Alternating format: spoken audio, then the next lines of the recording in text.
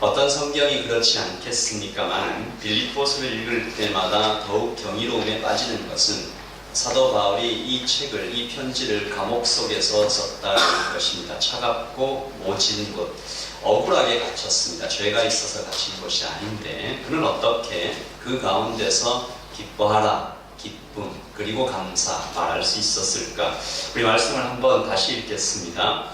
주 안에서 항상 기뻐하라 라고 말하죠. 내가 다시 말하노니 기뻐하라 강조합니다. 관용을 얘기하죠. 고문을 받고 두들겨 맞았던 사람이 관용을 얘기합니다. 6절과 7절은 더 놀랍습니다. 같이 한번 읽겠습니다. 아무것도 염려하지 말고 오직 모든 일에 기도와 간구로 너희 구할 것을 감사함으로 하나님께 하려라. 그리하면 모든 지각에 뛰어난 하나님의 평강이 그리스도 예수 안에서 너희 마음과 생각을 지키시리라. 아멘. 우리 예단교회 성도님들은 이 말씀 특별히 6절과 7절은 한번 다 암송하시면 좋을 것 같습니다. 언젠가 우리의 마음 가운데 염려와 불안이 기습해서 쳐들어올 때 암송에서 물리치는 거죠. 아무것도 염려하지 말고 오직 모든 일에 기도와 간구로 너희 구할 것을 감사함으로 하나님께 아뢰라. 이 말씀 선포하면 거짓말처럼 불안과 두려움이 물러가는 것을 저 또한 많이 경험했습니다. 보물 같은 말씀이죠. 우리는 이 사도 바울의 역설적인 기쁨과 감사를 읽으면서 이 기쁨과 감사가 다른 책이 아니라 바로 성경에 기록되어 있다는 것을 명심해야 합니다. 무슨 말이냐면 성령께서 신비로운 방법으로 영감을 주셔서 쓰게 하신 이 책은 한 점의 오류도 거짓도 용납되지 않는 곳이다 이 말입니다. 그러니까 그는 사도 바울은 절망할 수밖에 없는 상황 속에서 항상 기뻐하라, 아무것도 염려하지 말라라고 하는 이 고백과 권면이 기쁜 척하는 것이 아니라는 거죠. 이것은 그의 심장 깊은 곳에서부터 솟아오르는 진심이었다는 것을 발견하게 될 때 염려를 이겨내고 감옥 속에서도 살아계신 하나님을 만나는 아주 신비롭고 놀라운 체험을 하고 있는 것이죠. 그래서 우리 모두 다, 특별히 저는 이 사도 바울의 기쁨과 감사를 담고 싶습니다. 내 자신이 너무 작아 보일 때, 맞이해야 할 상황은 너무 커 보일 때 상황을 뛰어넘는 주님 안에서의 기쁨과 감사, 누리고 싶은 소망이 막 생겨요. 우리 인생활 쉽지 않습니다. 경제적으로도 여러 가지 상황적으로도, 자녀와의 관계, 부부간의 갈등, 재정, 또 건강에 문제라도 생기면 얼마나 겁이 나는지 모릅니다. 지난 11월 11일에 예담교회에서 공동의회가 있었고 주일날 제가 이 설교를 마치고 저기 밑에 내려가서 이 페이퍼문 카페에 이렇게 앉아있는데 집사님에게로부터 청빙이 확정되었습니다 라고 텍스트 메시지가 왔는데 기쁘기도 하면서 마음 한구석에 왠지 모를 묵직한 부담감이 내려앉습니다. 잘할 수 있을까? 하늘이교회 성도님들로부터 또 여러 곳에서 질문을 받습니다. 주위에서 지금 마음이 어떠세요? 라고 묻습니다. 솔직히 잘 모르겠습니다.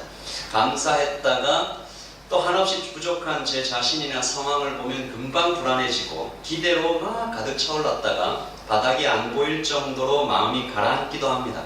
주님이 채우시겠지. 믿음의 고백을 드렸다가도 혼자 있을 때 갑자기 염려에 휩싸입니다.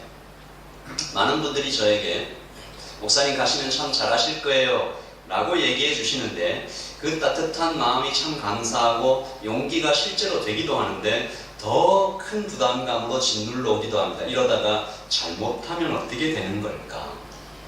갔는데 예단교회에 힘차게 갔는데 그 박성우 목사가 거기 가서 잘 못하고 있더라 이런 소문이 들리면 나는 어떻게 해야 되나? 아내와 그런 얘기를 나눈 적이 있습니다. 사도 바울이 감옥에서 이 편지를 쓸 때 사도 바울 이 사도께서도 그러지 않으셨을까? 때때로 밀려오는 불안과 두려움, 걱정과 환숨이 왜 그분에게는 한순간도 없었을까? 아마 있었을 것이다. 그런데 그때마다 성령님께 다시 의지하시고 분명한 것은 어떤 어려움이 찾아와도 자비로우신 성령님께서 사도 바울의 그날의 결론이 밤에 잠들기 전에 그날의 결론이 감사가 되게 해주셨을 것이다. 우리의 지금 형편이 아무리 힘들다고 해도 사도 바울의 그 형편보다 못할까? 두들겨 맞고 감옥에 던져진 사람보다는 바울보다는 낫지 않을까? 차갑고 축축한 지하 감옥에서 목숨이 왔다 갔다 하는 죄수보다는 낫지 않을까? 그래서 사도 바울이 감옥 속에서 기쁨을 말했다면, 감사를 체험했다면 우리도 가능하지 않을까? 우리도 밤에 잠들기 전에 그날의 결론이 감사되게 할 수 있지 않을까? 그래서 우리는 말씀을 읽으면서 소망하고 있는 것입니다. 하나님, 산타도 선물을 주는데 우리 예수 믿는 저희에게도 선물 좀 주십시오. 하나님의 평강이 우리의 온 몸과 마음으로 체험되는 선물 주십시오. 예수 믿는 사람답게 담대하게, 단단하게, 신나게, 행복하게 이 땅 살아갈 수 있도록 용기 주십시오. 우리 자녀들이 우리 부모님들을 뵐 때, 야, 우리 엄마는 진짜로 믿음이 있구나. 우리 어머니의, 우리 아버지의 믿음이 예년 2018년보다 2017년보다 점점 더 강해지시는구나. 예전에는 걱정부터 하시더니 이제는 빌립보서 4장 6절 말씀 외우시면서 평안하시구나. 우리 보고 같이 기도하자라고 얘기하시는구나. 우리가 좀 그런 말을 들어야 됩니다. 우리 자녀들로부터 주위의 친구들이 우리를 보고 좀 놀래야 합니다. 너의 그 신비로운 평안은 어디서 오는 것이냐? 너 나보다 좀 돈도 없는 것 같고, 내가 너보다 인물도 잘생긴 것 같고, 그런데 내가 너보다 공부도 많이 한 것 같은데 나는 평안하지 않은데 너는 왜 평안하냐? 베드로 사도가 일찍 이런 말을 했습니다. 너희 마음에 그리스도를 주로 삼아 거룩하게 하고, 같이 읽어보죠. 너희 속에 있는 소망에 관한 이유를 묻는 자에게는 대답할 것을 항상 예비하되. 무슨 말입니까? 누가 자꾸 와서 묻는 거예요. 네 안에 그 소망은 도대체 이유가 뭐냐?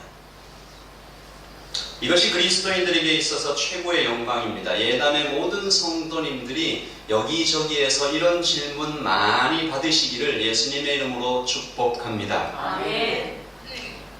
이 축복이 2018년을 마무리하며 2019년을 열어가는 모든 순간들에 여러분에게 실제가 되기를 축복합니다. 아멘. 어떻게 감사할 수 있을까? 어떻게 기뻐할 수 있을까? 우리는 말씀을 보며 지난주에 이어서 오늘 주신 말씀을 따라 우리 모두 함께 세 가지 감사를 주님께 올려드리려고 합니다. 바울이 그랬던 것처럼 오늘의 결론이, 한 주일의 결론이, 2018년 올해의 결론이, 내 평생의 결론이 감사가 될 수 있기를 우리 말씀을 보면서 함께 다짐합니다. 첫째, 같이 읽으십시다. 시작. 예수님 때문에 감사할 수 있습니다. 다른 이유 없습니다. 우리는 지난 주일에 바울이 예수님을 만나지 못했다면 그는 어떤 인생을 살았을까 생각해 보았습니다. 탁월하지만 잔인한 사람, 가말리엘의 문화생이고 정부의 관리, 성공한 사람, 잘나가는 사람, 힘 있는 사람. 그러나 그가 그 힘과 그 권력과 그 지식을 가지고 한 일은 사람 죽이러 다니는 일이었습니다. 하나님을 위해 하는 일이라는, 옳은 일이라는 확신마저 가졌으니 앞에 거칠 것이 없습니다. 예수 믿는 사람들을 잡아 죽이러 다니는 길, 스데반이 돌에 말아 죽어갈 때 차갑게 쳐다보면서 마땅하다, 다메섹으로 내려가던 그날도 사람 죽이러 내려가는 길이었으니까 예수님 만나지 못했다면 그의 인생은 망했을 것입니다. 하나님 앞에 나중에 생명이 다하는 날 심판대 앞에 섰을 때 너는 나에게 반역했다.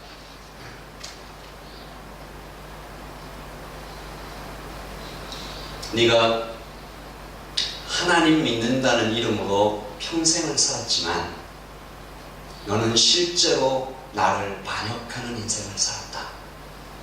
사도 바울은 벼락 같은 얘기를 들었을 것입니다.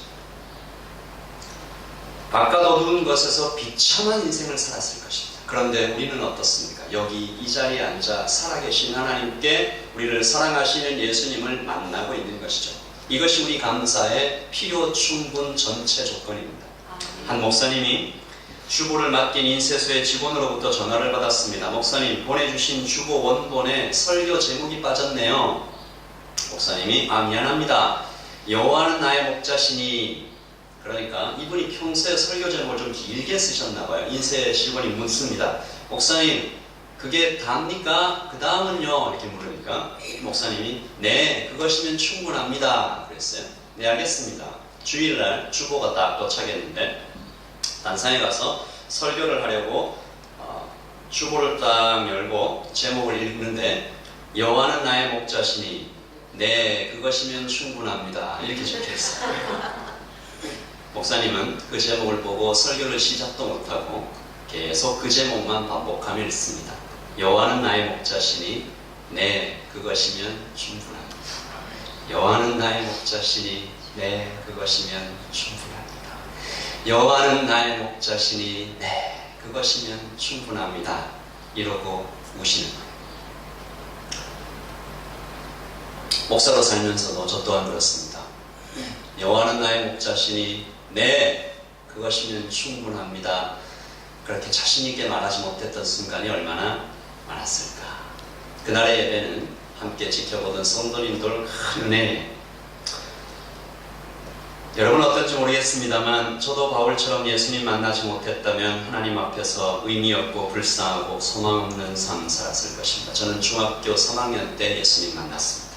부모님의 거듭되는 이혼과 가난, 심한 열등감으로 주위 사람들을 송곳처럼 찌르고 다닌 어떤 그런 날, 가슴 속에 묻혀있던 따뜻했던 기억을 뒤져서 교회를 찾아갑니다. 크리스마스 이브날 맛있는 빵을 나눠주던 교회, 그곳에 가면 내 마음 다시 따뜻해지지 않을까. 거기서 주님을 만나고 친구를 만나고 시간이 흘러 주님이 허락하신 아내를 만났습니다. 주님을 만나지 못했다면 내 인생은 어떻게 되었을까? 사랑받지 못한다고 생각하면서 사람들에게 계속 그 분노를 뿜어대지 않을까? 세상적으로 혹 성공했더라도 차갑고 잔인한 사람이 되어 있지 않을까? 중학교 3학년 경상북도 김천의 어느 계절에 차갑고 어두웠던 나의 인생에 친히 찾아와 주신 나의 예수님께 감사합니다. 예수님과의 만남으로 인해 소망 없는 인생에 빛이 비추었고 구원의 감격을 누려가고 이것을 전하는 것이 또한 가치 있다 여기면서 살아가고 있습니다. 그래서 저의 결론도 오늘의 나의 결론도 우리의 결론도 감사할 수밖에 없는 것입니다. 우리도 한번 고백해 볼까요? 여호와는 나의 목자시니 네, 그것이면 충분합니다. 찬양 중에 이런 찬양이 있습니다.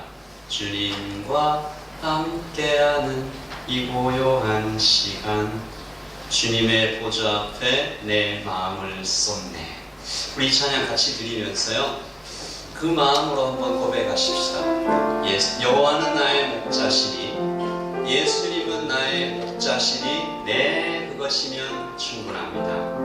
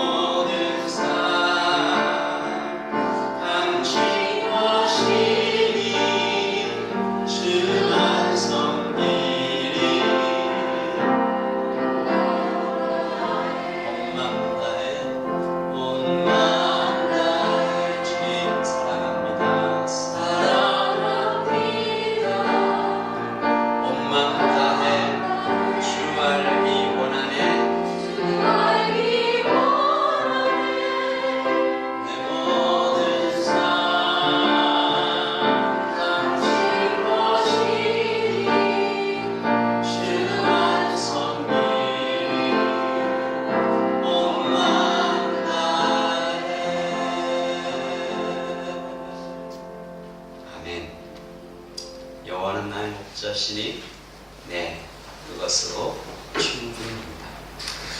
우리의 감사와 기쁨의 첫 번째 이유이자 거의 전부죠. 두 번째 이유입니다. 같이 읽어보죠. 시작. 믿음의 공동체가 있기에 감사합니다. 주님을 만난 개인이 반드시 만나야 할 것이 또한 믿음 공동체, 즉 교회입니다.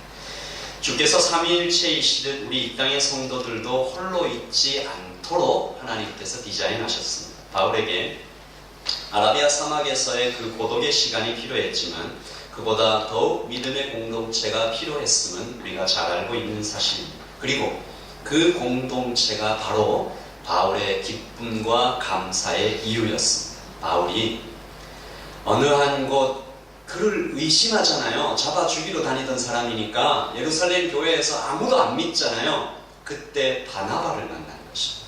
이 사람 내가 보증합니다. 그래서 사도 공동체가 받아들여 줍니다. 예루살렘 교회 공동체가 끌어안아 주니까 비로소 그의 사역이 시작되는 것입니다. 그래서 그가 받았던 사랑이 안디옥 교회, 에베소 교회, 빌립보 교회로 이렇게 막 흘러 들어가는데 예수님과 바울을 우리가 분리해서 생각할 수가 없습니다. 마찬가지로 교회 공동체와 분리된 바울도 우리가 상상할 수가 없습니다. 그가 교회를 얼마나 사랑했는지 그는 이렇게 증언하죠.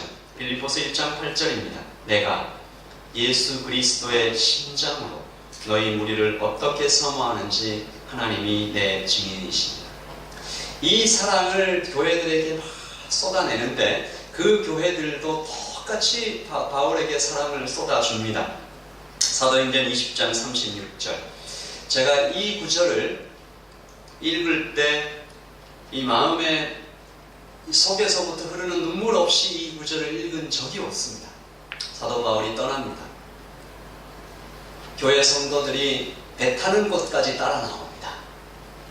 이제 가면 다시 볼 수 없는 이 순교의 길을 떠날 때 이 말을 한 후 무릎을 꿇고 그 모든 사람들과 함께 기도하니 다 크게 울며 바울의 목을 안고 입을 맞추고 다시 그 얼굴을 보지 못하리라 한 말로 말미암아 더욱 근심하고 배에서까지 그를 전송합니다. 여러분, 교회가 정말 하나 되면 가족 이상입니다. 가족을 훌쩍 뛰어넘습니다. 목숨을 내놓습니다. 에베소의 장로들이 에베소에서 밀레도까지 그리고 배 타는 곳까지 따라 나와서 끌어안고 우는데 그 깊은 정을 말로 할 수 없습니다. 요즘 특별히 제가 예단교회 청빙받아오는 이 모든 현장들 가운데 계속해서 제 마음에 다가오는 한 질문이 있습니다. 왜 성도에게 교회가 이렇게 중요한가? 예수 믿는 사람들이 공통적으로 느끼는 감정이지 않을까? 다른 모든 것이 다 잘 풀리고 있어도 교회가 어지러우면 이상하게 평안하지 않습니다.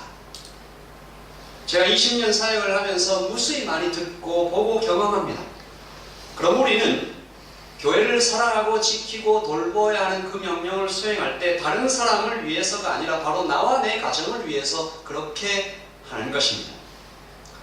한우리 교회에서 참 많은 사랑을 받았습니다. 제가 세보니까 제가 2000년 10월 29일 날 한우리 교회에 등록을 했으니까 제가 또 이렇게 다 세봤지 않습니까? 물론 제가 이렇게 센 건 아니고 컴퓨터에 이렇게 치니까 18년 11개월 18년 1개월 25일을 제가 그 교회에 지냈고 사역자로서 11년 11개월을 있었더라고요. 얼마나 많은 사랑을 받았겠습니까? 떠나오는데 제 아내가 자꾸 웁니다. 이제 오늘까지만 울라고 그랬습니다. 이제 내일 송구영신 예배 때 제 아내가 참석을 할 텐데 이제는 웃을 일만 있겠지. 그리고 예담교회에서 저에게 계속 이렇게 부어주시는 사랑에 너무 감사합니다. 앞으로 우리 더 힘껏 사랑하십시다. 서로 사랑하고 믿음의 동지됨을 나누십시다. 아멘. 형제보다 진하게, 피는 물보다 진하다 사람들 이야기하지만 예수 그리스도 보혈의 피로 맺어졌으니 우리는 더욱 진합니다. 성경은 교회가 실제로 몸이다 라고 질문합니다. 몸 가운데 분쟁이 없고 오직 여러 지체가 서로 같이 돌보게 하셨느니라. 같이 읽어보죠. 만일 한 지체가 고통을 받으면 모든 지체가 함께 고통을 받고 한 지체가 영광을 얻으면 모든 지체가 함께 즐거워하느니라. 너희는 그리스도의 몸이요 지체의 각 부분이라. 우리 성도님들 중에 누구 한 명이 마음이 아프고 몸이 아프고 상황이 어려운데 나는 평안하고 신나고 즐겁고 인스타에 맛있는 거 올리고 이상하다는 거죠. 이것이 그리스도인들이 지니고 있는 두 번째 신비로운 모습인데 세상은 우리를 볼 때 이렇게 말합니다. 저들은 사랑한다. 세상이 예당교회를 볼 때 이렇게 말할 것입니다. 저들은 사랑하고 있다. 한국에 복음이 처음 전해졌을 때 놀랍고 감격적인 장면들이 많이 있었는데요. 보시는 그림은 전북 금제에 있는 금산교회의 모습입니다. 기업자 교회라는 또 다른 이름으로도 불리고 문화재입니다. 1904년 테이트라는 선교사가 그 마을에서 가장 큰 부자였던 조덕삼을 전도하여 교회를 세웁니다. 그 집에서. 이것이 금산교회의 시작입니다. 이 교회에서 놀라운 일이 발생하는데 조덕삼의 집에 머슴 겸 마부로 일하고 있는 이자익이라는 청년이 살고 있었습니다. 6살 때 부모를 잃었어요. 불쌍히 여겨서 조덕삼이 고용했습니다. 조덕삼과 이자익이 함께 교회를 출석했네요. 교회에 출석하도록 허락한 것 자체가 놀랍죠. 두 사람이 동시에 영수가 됩니다. 지금의 안수 집사입니다. 1907년 금산교회가 장로 장립 투표를 시작합니다. 조덕삼과 이자익이 동시에 후보에 오릅니다. 이 굉장히 놀라운 사실입니다. 주인과 머슴이 경쟁 상대가 됐는데 투표 결과가 더 놀랍습니다. 머슴 이자익이 주인 조덕삼을 누르고 장로로 선출이 됩니다. 성도들이 놀랍니다. 그리고 좀 불안해합니다. 조덕삼 영수가 화가 나지 않을까? 이 교회 이제 못 씁니다. 뭐 이렇게 좀 짜증을 부리지 않을까? 조덕삼 영수가 나와서 이렇게 말합니다. 우리 금산교회 성도님들은 참으로 훌륭한 일을 해냈습니다. 저희 집에서 일하는 이자익 영수는 저보다 신앙의 열의가 훨씬 높습니다. 그를 장로로 뽑아주셔서 참으로 감사합니다. 장로가 된 이자익이 테이트 선교사를 대신해 교회 강단에서 설교할 때는 조덕삼은 교회 바닥에 꿇어앉아 그의 설교를 듣습니다. 후에 조덕삼 이 영수도 장로가 되시는데 이자익을 자신의 돈으로 신학교에 보내 목사가 되게 합니다. 1915년 금산교회 2대 담임 목사로 청빙합니다. 이자익을 담임 목사로 적극적으로 청빙한 분이 바로 조덕삼 장로였습니다. 이것이 한국 교회의 아름다운, 너무나 아름다운 일로 남아있습니다. 그때 이 금산교회를 주변에서 지켜보던 한국 사람들이 충격을 받습니다. 말합니다. 저들은 사랑하고 있다. 저들은 신비로운 공동체이다. 한국교회는 세상을 놀랍게 했습니다. 종이 장로가 되었지만 집주인은 기쁨을 빼앗기지 않았습니다. 감사를 놓치지 않았습니다. 이것이 예수 믿는 복입니다. 우리의 기쁨과 우리의 감사는 누구도 빼앗을 수 없습니다. 교회 공동체 안에 있을 때 당신의 어려움을 내가 압니다. 당신의 눈물을 내가 압니다. 함께 끌어안아 울어줄 때 우리는 그런 기쁨과 그런 감사를 하나님께 올려드릴 수가 있습니다. 그러므로 누가 뭐라 해도 몸된 교회로 하나됨을 힘쓸 때 우리는 감사할 수 있습니다. 기뻐할 수 있습니다. 마지막 세 번째입니다. 같이 읽을까요? 시작. 사명 주심을 감사합니다. 사도 바울의 감사와 기쁨은 오롯이 주님께로부터 또 주께서 맡기신 사명으로부터 나왔습니다. 그는 내 목숨을 조금도 아까운 것으로 여기지 아니한다고 했습니다. 죽었던 자 살리셔서 사도의 사명을 맡기셨으니 이제 죽어도 여한이 없다. 사도 바울이 했던 말 중에 이런 말이 있습니다. 죽어서 주님 만나는 것도 기쁨이요, 살아서 맡기신 사역을 감당하는 것도 기쁨이어서 둘 사이에 내가 껴서 뭘 어떻게 할지 모르겠다. 같이 읽습니다. 시작. 이는 내게 사는 것이 그리스도니 죽는 것도 유익함이라. 그러나 만일 육신으로 사는 이것이 내 일의 열매일진데 무엇을 택해야 하는지 나는 알지 못하노라. 내가 그 둘 사이에 끼었으니 차라리 세상을 떠나서 그리스도와 함께 있는 것이 훨씬 더 좋은 일이라 그렇게 하고 싶으나 세상이 감당하지 못하는 사람, 이분을 평생 끌고 다녔던 그 사람을 잠에서 깨어나게 하고 그리고 밤잠을 못 들게 하는 그 불같은 열정은 바로 사명이었습니다. 주께서 주신 사명이 부담되고 없으면 평안할 것 같지만 할 일이 없을 때 사람 힘을 잃습니다. 할 일이 없을 때 사람은 힘을 잃습니다. 할 일이 없을 때 사람은 힘을 잃습니다. 무기력해집니다. 사람 낚는 업으로 베드로를 불렀는데 그 사명을 자기가 걷어차고 주님을 배반했던 베드로가 낙심해서 낙향합니다. 힘이 하나도 없어요. 그가 언제 다시 살아났습니까? 주님이 다시 찾아오셔서 3번 불렀을 때 바로 그때부터 다시 살아납니다. 그리고 오늘도 주께서 우리를 부르십니다. 우리 베드로전서 2장 9절입니다. 시작. 그러나 너희는 택하신 족속이요 왕같은 제사장들이요 거룩한 나라요 그의 소유받은 백성이니 이는 너희를 어두운 데서 불러내어 그의 기이한 빛에 들어가게 하시니에 아름다운 덕을 선포하게 하려 하시니라. 예담교회가 가장 중요하게 받아야 하는 사명입니다. 바로 예수님을 전하는 것입니다. 우리 안에 있는 소망에 관한 이유를 묻는 사람에게 너 왜 그렇게 평안해? 너 왜 그렇게 기뻐해? 너 왜 이렇게 감사해? 내가 볼 때 감사할 조건, 기뻐할 조건, 평안할 조건이 없는데 그때 우리가 말하는 것입니다. 나는 신비로운 만남을 가지고 있어. 나는 한 분을 알고 있어. 그분이 나에게 이런 기쁨을 주셔. 나를 살려주신 주님을 말할 때, 생각만 해도 너무 좋은 우리 주님을 소개할 때, 우리 자매님들이 어느 날 가게에 갔는데 어쩌면 내 피부톤과 그렇게 잘 맞고 바르면 내 피부에 이렇게 탁탁 잘 들어가는 화장품을 발견했을 때 눈을 반짝반짝거리면서 옆에 있는 친구한테 화장품을 소개할 때 최소한 우리가 그 정도 이상은 예수님을 소개해야 되지 않을까. 우리 예수님 만났더니 이렇게 좋더라. 성탄 예배를 지난 25일 날 마치고 우리 집사님들과 식사를 하는데 한 분께서 이런 말씀을 하셨습니다.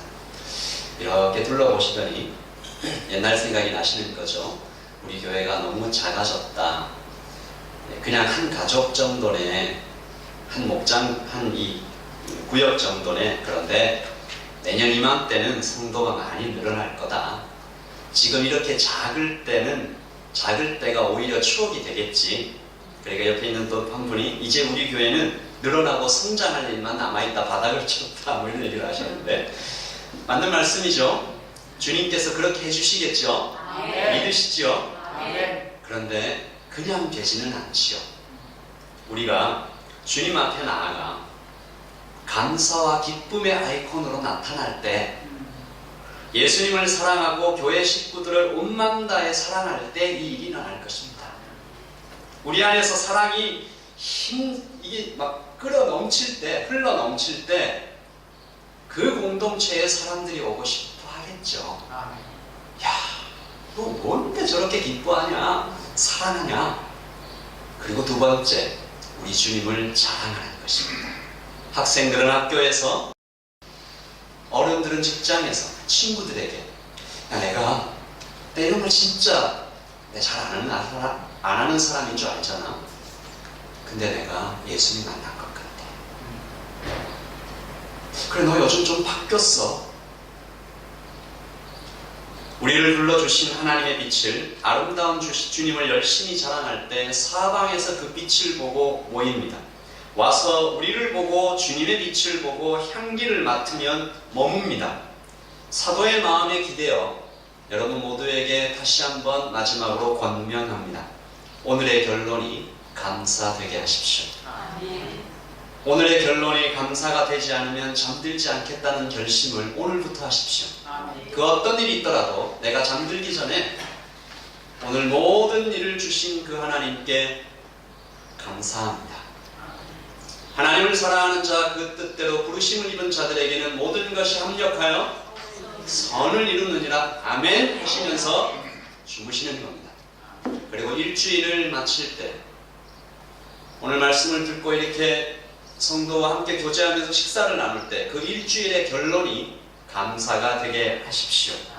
1년의 결론이, 평생의 결론이 감사가 되게 하실 때 아무것도 염려하지 말고 나를 찾아와 주신 주님 까닭에 믿음의 좋은 공동체를 허락하신 은혜에 가슴 뛰는 사명을 내려주신 주님께 감사하며, 저도 이 감사를 마음에 품고서 주께서 만나게 해주신 한 가족 되게 해주신 예담교회와 함께 힘차게 걸어가려고 합니다. 우리 말씀을 같이 한번 다시 읽습니다. 시작. 주 안에서 항상 기뻐하라. 내가 다시 말하노니 기뻐하라. 너희 관용을 모든 사람에게 알게 하라. 주께서 가까우시니라. 아무것도 염려하지 말고 오직 모든 일에 기도와 간구로 너희 구할 것을 감사함으로 하나님께 아뢰라. 그리하면 모든 지각에 뛰어난 하나님의 평강이 그리스도 예수 안에서 너희 마음과 생각을 지키시리라. 아멘. 기도하겠습니다.